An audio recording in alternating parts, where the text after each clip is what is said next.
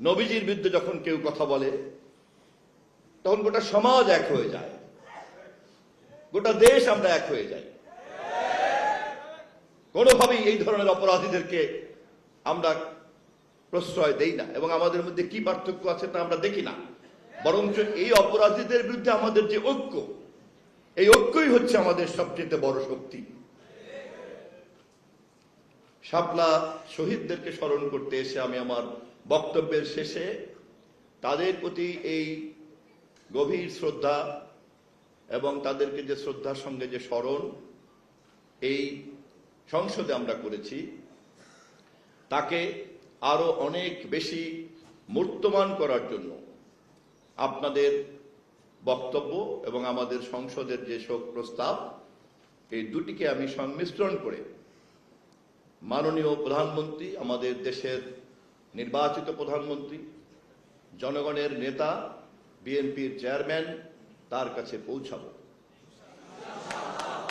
এবং আমি দৃঢ়ভাবে বিশ্বাস করি, জাতীয় সংসদে আমরা যে কারণে শাপলার শহীদদেরকে স্মরণ করেছি, সেই কারণেই এই শহীদদের পরবর্তী দায়িত্ব আমরা অবশ্যই পালন করব। আমাদেরকে খেয়াল রাখতে হবে, আমরা যখন শাপলা নিয়ে কথা বলি, অথবা আমরা যখন জুলাই নিয়ে কথা বলি, অথবা যখন আমরা 52 নিয়ে কথা বলি, যখন আমরা 69 নিয়ে কথা বলি, তখন আমাদেরকে খেয়াল রাখতে হবে এই প্রতিটি ঘটনারই সম্মিলিত ফলাফল হচ্ছে বাংলাদেশ।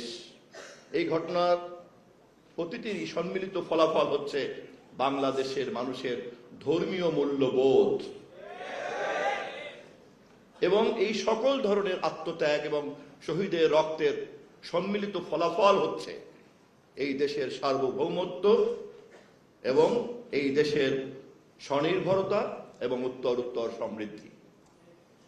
দলে আমরা কে কত বড়, কে ক্ষমতায় নেই, তার চাইতেও এই লক্ষ্যের প্রতি আমাদের যে ঐক্য, তা যদি আমরা বজায় রাখতে পারি, তাহলেই শাপলা চত্বরের শহীদ সহ এদেশের মাটিতে যারা যারা ঘুমিয়ে আছে, শুধুমাত্র দেশপ্রেমের কারণে যারা প্রাণ ত্যাগ করেছে, তাদের সকলের প্রতি আমাদের প্রকৃত দায়িত্ব পালন করা হবে।